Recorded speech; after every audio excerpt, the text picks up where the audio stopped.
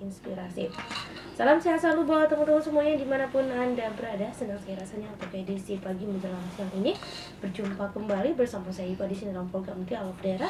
Untuk edisi hari ini tepatnya pada hari Rabu 23 Desember 2020.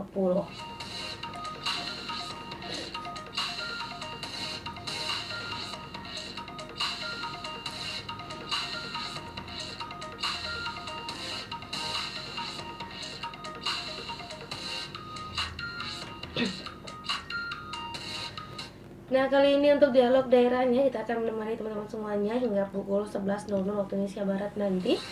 Dan untuk dialog daerah kali ini kita kedatangan tamu sudah ya di depan saya, dan saat ini sudah ada narasumber kita dari Dinas Kesehatan dan Keluarga Berencana bersama dengan Ibu Olis. Mungkin langsung saja nih kita sapa beliau ya. Halo Ibu, Assalamualaikum. Waalaikumsalam warahmatullahi wabarakatuh. Iya, apa kabar? Alhamdulillah baik, Kak Ipa. Ya, syukurlah kalau gitu ya. Masih tetap semangat ya? Insya Allah tetap semangat. Ya, gimana tadi di perjalanan? Lancar? Alhamdulillah lancar, Kak Ipa. Alhamdulillah, ada macet-macetnya ya. Iya. Oke, untuk edisi pagi hari ini tepatnya pada hari Rabu ya, 23 Desember 2020. Seperti biasa ya. Kemarin kita sempat berhenti gitu ya. Terjeda dialognya kita dari minggu ke minggunya. Nah, kali ini kita berjumpa kembali dan alhamdulillah dalam keadaan sehat walafiat ya. Alhamdulillah. Nah, untuk edisi hari ini nih buat seluruh pendengar kau dimanapun Anda berada, kita akan ada dialog ya, dialog interaktif dari Dinas Kesehatan dan Keluarga Berencana bersama dengan Ibu Olis saat ini tentang kesehatan reproduksi bagi lansia. Betul, Kak Ipa. Kesehatan reproduksi bagi lansia. Nah, ini penting. Iya. Dan pertemuan-pertemuan kita yang sebelumnya kita juga sudah membahas lansia ya. Iya, betul. Membahas tentang lansia ini. Nah, kali ini kita lebih mendalamnya lagi. Ini mengenai kesehatan reproduksi bagi lansia. Ini penting sekali buat teman-teman semuanya. Ini tujuannya juga untuk para pendamping orang tua ya. Betul. Para perawat orang tuanya ini yang sudah lansia, atau bahkan untuk orang tuanya yang tidak mampu untuk melakukan apa-apa lagi. Nah, ini adalah tugas seorang perawat atau pendampingnya ini. Betul, Kak Ipa. Ya, sebagai kita juga sebagai anak gitu ya, untuk orang tua kita nanti kelak ini akan menjadi ilmu juga pastinya. Nah, untuk mendengar secara kau dimanapun Anda berada, mungkin langsung saja nih kita untuk dialognya mengenai kesehatan reproduksi bagi lansia. Silakan Ibu. Baik, terima kasih Kak Iva. Selamat pagi, Assalamualaikum warahmatullahi wabarakatuh. Ya, waalaikumsalam warahmatullahi wabarakatuh. Ayah bunda dimanapun berada, alhamdulillah pada pagi hari ini kita dapat kembali bersua di udara untuk sama-sama belajar ya Kak Ipa, untuk sama-sama kita menambah ilmu, menambah wawasan, dan untuk pembahasan kita pada pagi hari ini insya Allah masih melanjutkan pembahasan tadi seperti yang Kak Ipa sampaikan seputar lansia. Iya. Pada pertemuan sebelumnya kita telah membahas bagaimana tip-tip atau hal-hal apa saja yang harus kita persiapkan untuk menjadi lansia yang tangguh ya Kak Iva ya, waktu di awal. Dan untuk menjadi lansia yang tangguh tentunya tidak serta-merta datang begitu saja, namun perlu dipersiapkan jauh-jauh hari sebelumnya ya Kak Iva. Terutama mungkin bagi kita yang masih belum memasuki usia lansia atau masih usia pra-lansia, tentunya harus dipersiapkan sehingga ketika memasuki lansia, insya Allah menjadi lansia yang tangguh. Iya, betul. Persiapannya dari segi mental. Iya, betul. Kemudian dari segi persiapan, iya. Setelah kita bahas lebih mendalam ya, Kak pada pertemuan sebelumnya. Itu pertemuan-pertemuan yang sebelumnya juga penyakit-penyakit betul yang diderita oleh lansia ini. Iya, dan pada pertemuan sebelumnya juga kita telah membahas lebih dalam tentang bagaimana persiapan atau perawatan kepada lansia, terutama dalam hal kesehatan ya, Kak Ipa. Kesehatan dalam artian umum, kesehatan dalam artian sebelumnya kita bahas tentang penyakit-penyakit yang biasanya muncul ketika usia lansia. Betul. Seperti itu. Nah, Ayah Bunda, pada pertemuan kali ini kita akan lebih spesifik lagi nih Kak Ipa.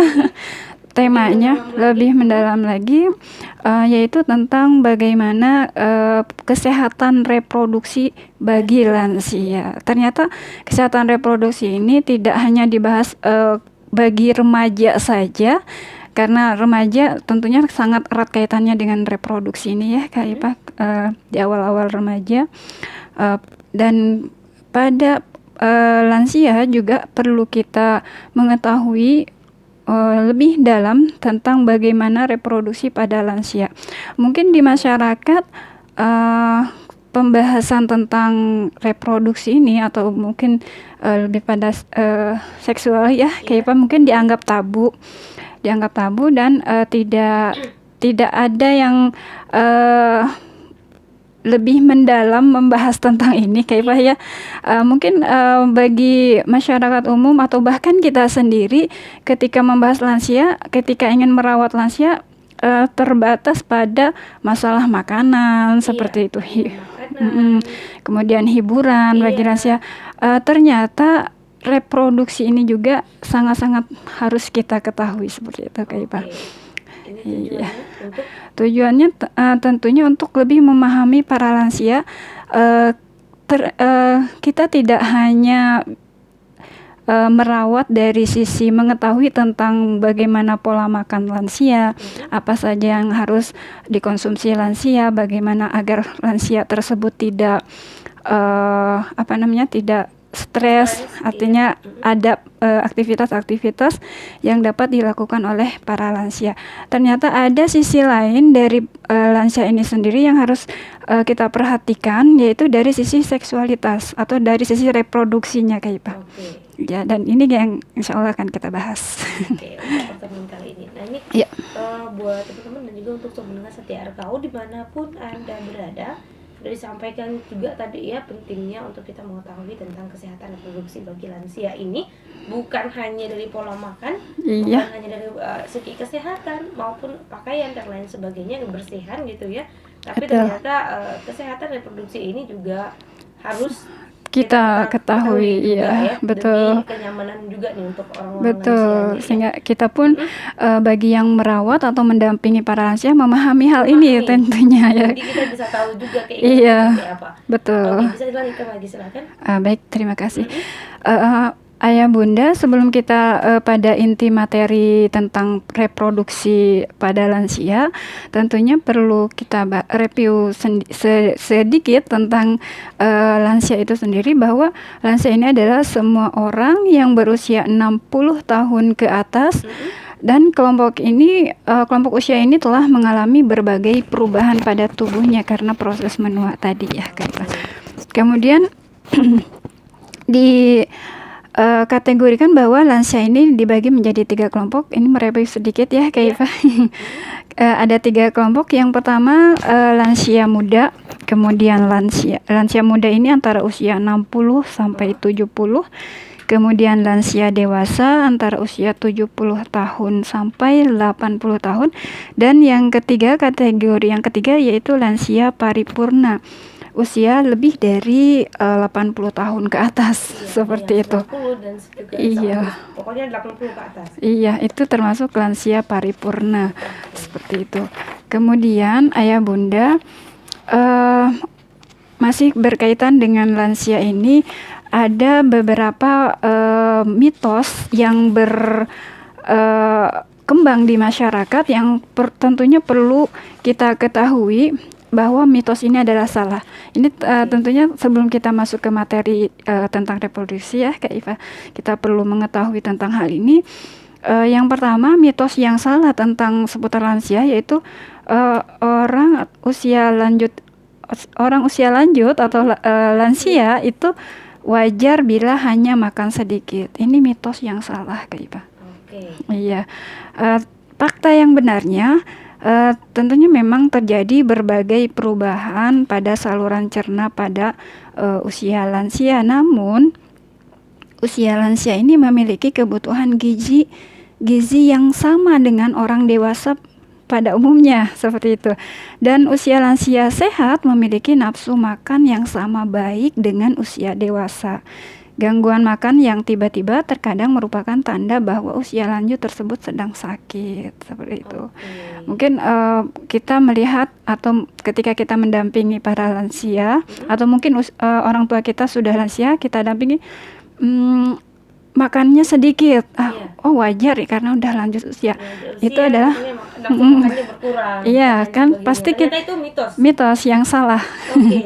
Ya, bagi lansia kebutuhan gizinya sama dengan orang dewasa pada umumnya sebelum lansia, seperti itu. Oke. Baik, kemudian mitos yang salah yang kedua yaitu ayah bunda, orang usia lanjut atau lansia ini wajar bila sering lupa. Iya, itu kebanyakan ya. Iya, Wajar lah dia lupa pikun apa namanya? Iya. Ya, udah tua katanya gitu. iya ini ternyata mitos yang salah Kak Iva. Oke. Iya, Jadi, sebelumnya kita itu merupakan menganggap itu hal yang wajar ya tapi Kak kan Iva. memang ya pertemuan yang sebelumnya gitu ya kita sempat juga membahas ini mengenai lupa pikun dan lain sebagainya. Iya. Ini katanya memang daya ingatnya itu ketika seseorang sudah lanjut usia itu menurun Iya, betul. atau berkurang. Nah, kita baca itunya ya, Mbak Kaipa, kita kaji fakta yang benarnya bahwa memang terjadi perubahan pada otak akibat proses menua. Namun, perubahan ini harus dibedakan dengan perubahan yang terjadi pada kepikunan. Dan atau demensia. Sebagian besar usia lanjut hidup sehat dengan kemampuan berpikir dan ingatan yang baik dan tidak terganggu dalam aktivitasnya, seperti itu. Jadi ketika kita menemukan Masya Allah ya Kak Ipa, ketika ada profesor-profesor, dosen-dosen yang sudah lanjut usia atau mungkin guru-guru besar, beliau ingatannya kuat gitu kan, tidak jauh dengan bayangan kita kalau sudah lanjut usia pasti lupa. Pikun. Beliau kemarin dalam acara di televisi itu beliau sudah usia lanjut, namun ketika menyampaikan undang-undang, butir-butirnya, pasal-pasalnya beliau hafal seperti itu. Dan tentunya ini menjadi suatu fakta betul bahwa orang tua itu tidak harus identik dengan pelupa. Seperti tidak itu. semuanya seperti itu. Betul Kak Iva. Mitos ya. Alhamdulillah. Mudah-mudahan kita nanti lansia nggak termasuk dengan ini ya, kategori orang yang pelupa. Betul. Ya. Dan tentunya untuk dapat menjadi menjadi lansia yang mudah-mudahan kita tidak pelupa ya Kak Ipa, tidak memasuki masa pikun. Tentunya ada hal-hal yang perlu kita lakukan seperti yang telah dibahas pada pertemuan sebelumnya, yaitu dengan selalu merangsang otak kita untuk terus berpikir dengan kegiatan-kegiatan yang mengasah otak kita, seperti itu. Harus ada kegiatan gitu ya. Betul. Ada kesibukan yang harus dilakukan dari hari ke hari. Betul, terutama yang kaitannya dengan melatih otak kita agar tidak pakum saat Iya, tidak ya. Betul. Seperti itulah pokoknya. Baik, ada 4 mitos nih Kak Iva perlu kita sampaikan. Yang ketiga yaitu mitos yang salah, semakin tua badan pasti menjadi bungkuk dan jalannya pelan. Iya. Tapi itu memang sih tidak semuanya. Iya, betul. Hanya orang-orangnya saja yang mempunyai badan bungkuk dan lain sebagainya. Iya, betul. Ini keterangannya Kak Iva, usia lanjut sehat tetap dapat mempertahankan struktur tubuhnya termasuk tulang belakang. Punggung yang bungkuk seringkali merupakan tanda terjadinya osteoporosis atau pengeroposan tulang yang menyebabkan tulang menjadi patah. Kemudian kecepatan jalan yang memelan juga tidak akan terjadi pada orang tua yang sehat. Karena otot dan lututnya tetap akan mampu menopang tubuh dan berjalan sesuai dengan kecepatan orang dewasa. Iya, Masya Allah ya. Mitos ya. Mitos lagi yang kita dapat. Iya, seringkali kita menyamaratakan ya Kak Ipa. Iya. Ketika udah lanjut usia, mungkin dalam image kita, dalam mindset kita, wah kita nanti kalau udah tua pasti kayak gitu. Bungkuk. Pasti jalannya nggak bisa jalan. pelan. Pasti jalannya miring sana miring sini. Iya, Gitu betul. ya.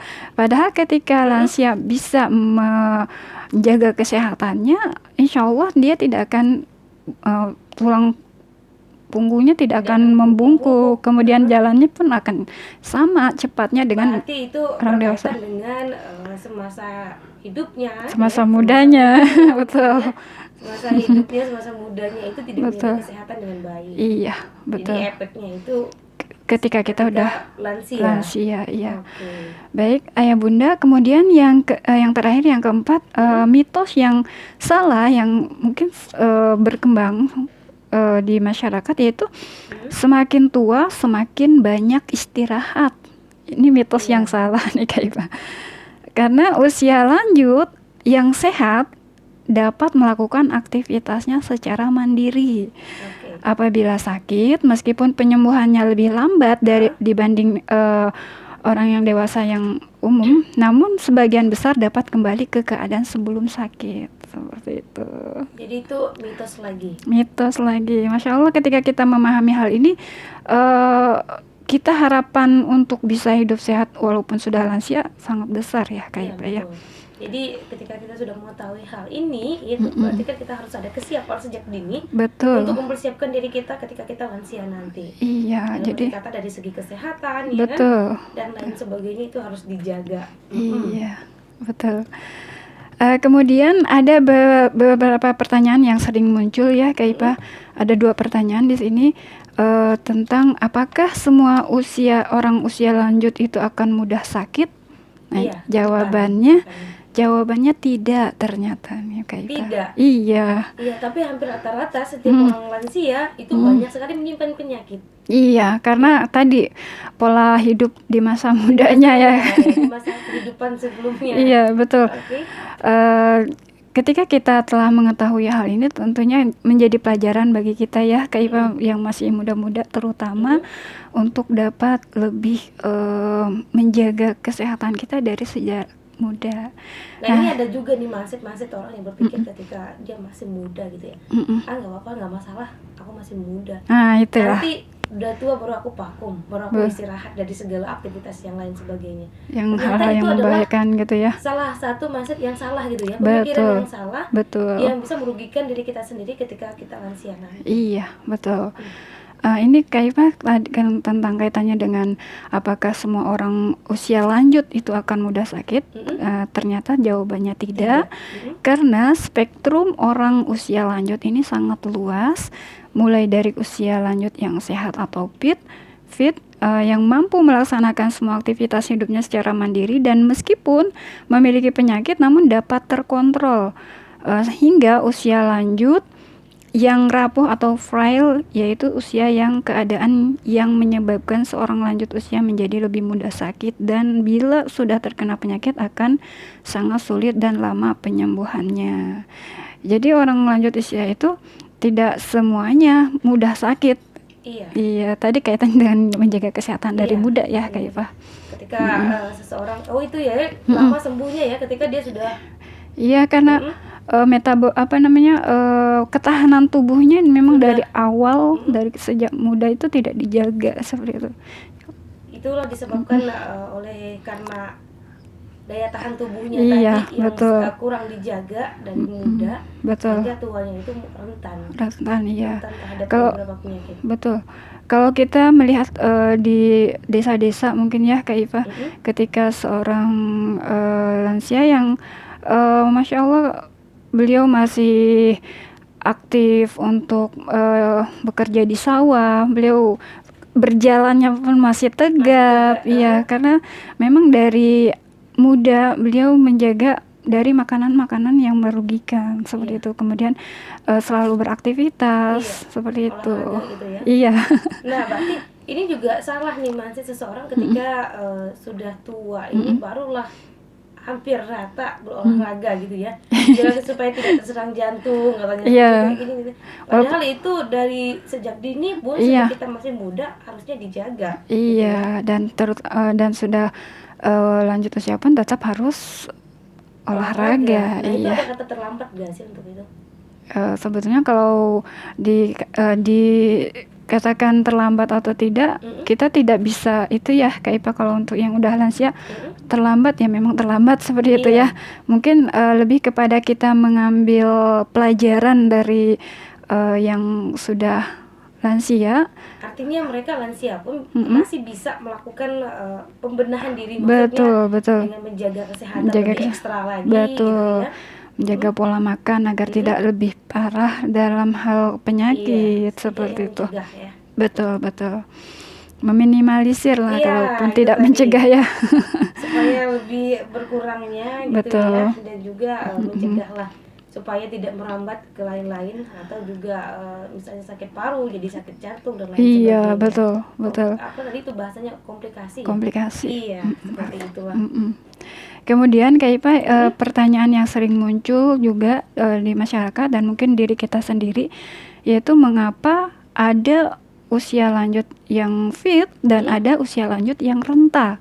Mungkin kita bertanya-tanya ya Kak Ipa, kok Mbah yang ini fit orangnya gitu kan, kalau tapi Mbah satunya kok renta gitu. Padahal sama usianya gitu. Iya, betul.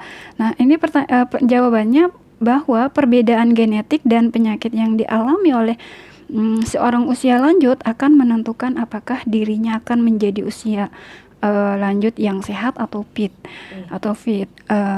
atau menjadi usia lanjut yang rapuh atau frail.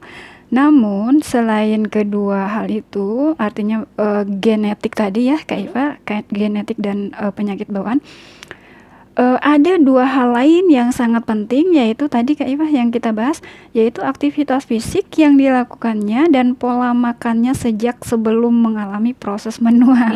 Ini Kak Iva, jawabannya tadi ya, udah kita. Itu merokok. Iya, betul. Dan lain sebagainya ya, dengan pola makan makanan yang. Iya, kalau yang itu mungkin minuman keras gitu ya. Atau makanan atau minuman-minuman yang yang kaleng ya. Dalam bentuk kalengan. Yang tidak menyehatkan. Kemudian orang yang aktif secara fisik, misalnya rutin berolahraga dan mengkonsumsi makanan yang sehat dan bergizi, sangat besar kemungkinannya untuk menjadi usia lanjut yang fit, yang masih mampu melakukan semua aktivitasnya secara mandiri dan memiliki kualitas hidup yang baik. Masya Allah ya. Itu Kak Ipa.